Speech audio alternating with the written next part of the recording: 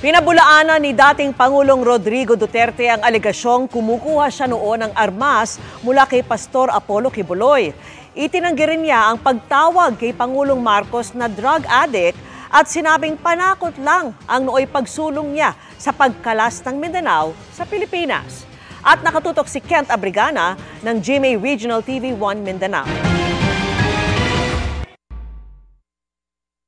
May drug addict tayo na presidente.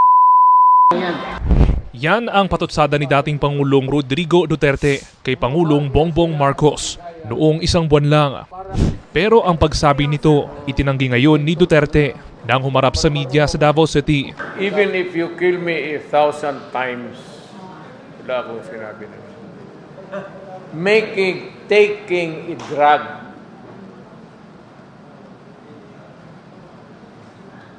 pero kung sabihin mo, addict, wala akong sinabi na ganun. Patayin ako ni Marcos niyan. Maawa ka naman sa akin. Matanda na ako. At matapos umani ng batikos ang kanyang kontrobersyal na pahayag na pagsusulong ng secession o pagkalas ng Mindanao sa Republika ng Pilipinas, bumawi rin si Duterte.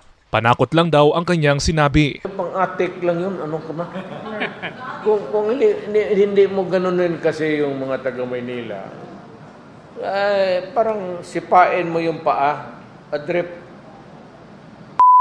Hindi lang ikaw ang Pilipino. I would repeat it now and forever. I do not want my country dismembered. I do not want a part of my country taken away. Sinagot din ni Duterte ang aligasyon ng isang testigo sa pandinig ng Senado na kumukuha sila ng kanyang anak na si Vice President Sara Duterte ng armas mula kay Kingdom of Jesus Christ leader Pastor Apollo Quiboloy. Kami magtanggap ng baril kay Pastor Quiboloy. Ako pa ba ang mag-deliver sa kanya ng kanyon bukas? It's silly. Bakit man si Pastor mamigay ng baril sa akin? Sana siya magkuha. Kung magsabi siya wala siyang baril, bigyan ko siya.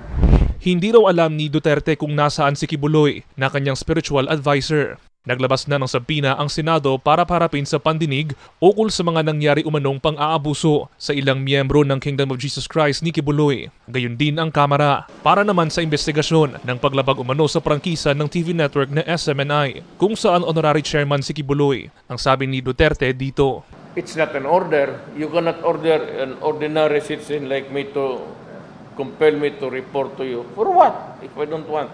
Mula sa GMA Regional TV 1 Mindanao at GMA Integrated News, Kent Abrigana, nakatutok 24 oras.